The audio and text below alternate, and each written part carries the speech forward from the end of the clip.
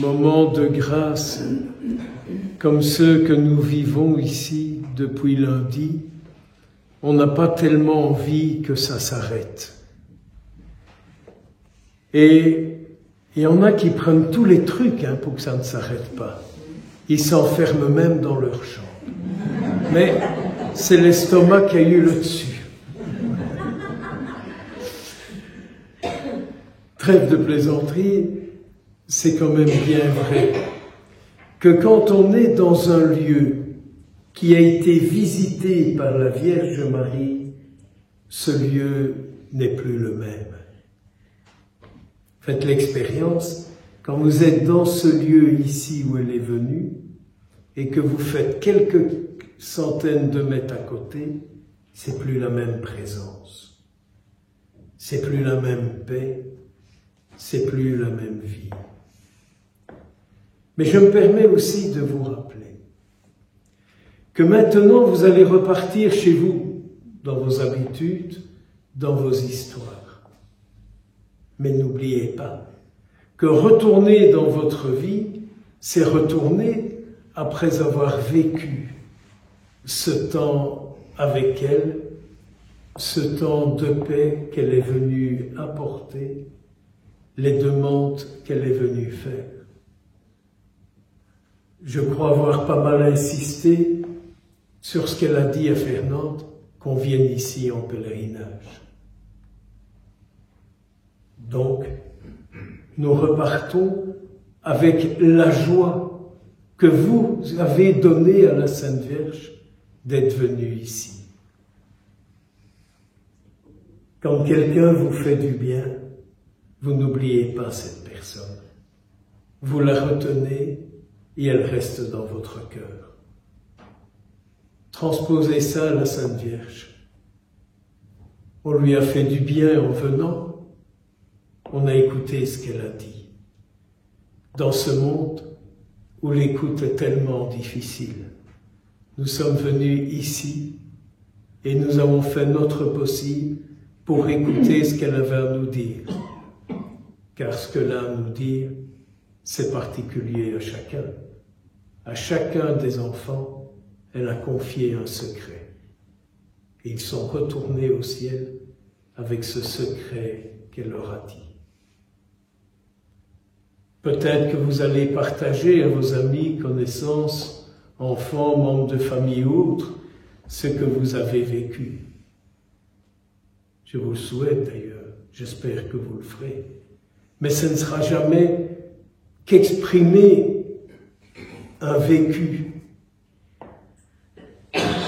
Mais vous savez comme moi combien nous avons du mal de dire en profondeur ce que nous avons vécu. Dites tout ce que vous aurez à dire, et si ce que vous direz viendra de ce que vous avez vécu avec la Sainte Vierge, fera du bien à ceux à qui vous en parlerez. Et peut-être que vous leur direz, mets de côté, et l'année prochaine, viens passer ce temps avec nous.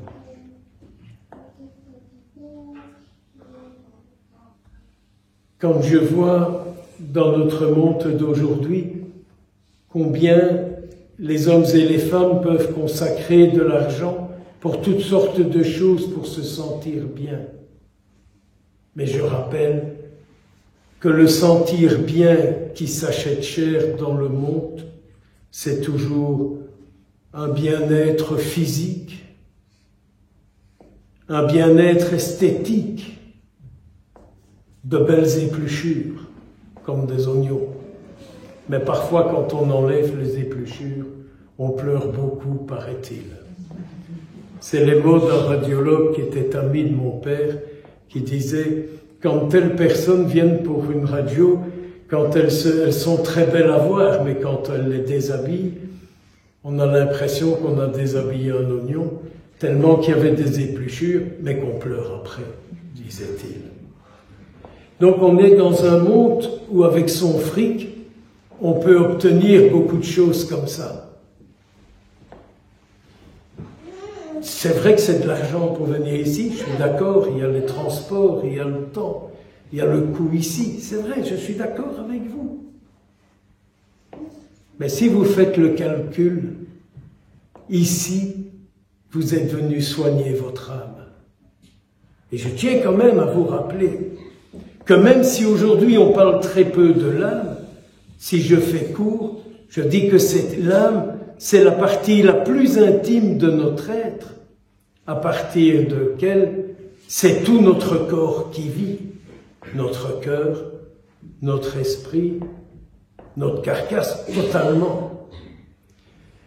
Venir soigner son âme, c'est devenir fort pour faire face à tout ce que vous aurez à vivre à partir de maintenant jusqu'avril prochain, si vous revenez nous rejoindre, ou plutôt si vous venez rendre visite à la Sainte Vierge ici, avec d'autres. Réfléchissez à ça. On met du fric pour sa santé physique, pour sa santé mentale, pour son esthétique, pour ses muscles, pour se faire des tacs un peu partout. C'est pour ça qu'ils sont tellement taqués.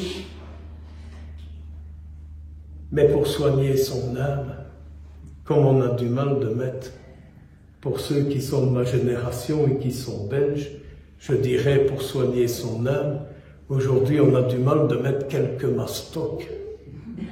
S'il y en a encore qui se souviennent de ce que c'était les mastocs, les petites pièces de centimes avec un trou. Je vois encore le curé de mon village avec sa barrette sur sa tête au moment de la collecte qui disait « Il faut mettre de mastoc, hein. Il ne faut pas mettre de pièces trouées, disait-il. » Mais donc vous voyez, ces journées, c'est le bien-être de votre âme. Et le monde d'aujourd'hui est un monde qui a son âme malade, et grandement malade, je crois.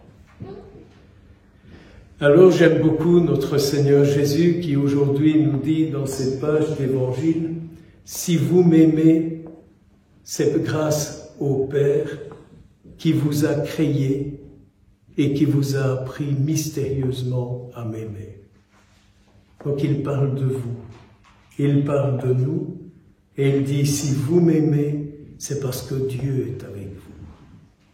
C'est parce que Dieu est avec vous. C'est lui qui vous a attiré à moi. Et moi, je vous communique un esprit d'amour. Un esprit d'amour vis-à-vis de vous-même, pas pour devenir narcisse, mais pour prendre conscience de l'œuvre de Dieu que vous êtes. Mon Père vous donne, je vous donne, je vous propose mon esprit afin que vous puissiez reconnaître l'œuvre de Dieu que vous êtes.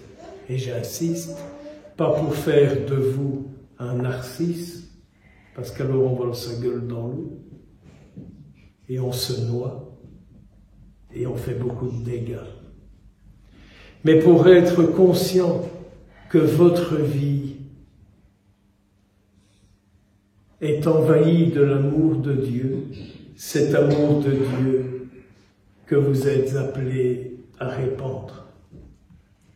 Regardez-vous, regardez-vous, et regardez-vous les uns les autres en n'oubliant jamais que vous avez été créés à l'image et à la ressemblance de Dieu. Et n'oubliez pas que ce Dieu que vous êtes venu rencontrer durant ces journées, que vous êtes venu écouter, c'est ce Dieu qui n'a qu'un souci, c'est de vous restaurer, c'est de refaire constamment ce que vous êtes, son image et sa ressemblance. Il a envoyé sa mère ici pour nous rappeler toutes ces vérités et pour venir aujourd'hui nous redire « Est-ce que vous aimez mon fils? Est-ce que vous l'aimez ?» Et nous sommes venus lui dire « Oui, je l'aime, il est ma vie aujourd'hui, il est ma vie de demain, il est ma vie éternelle. Amen.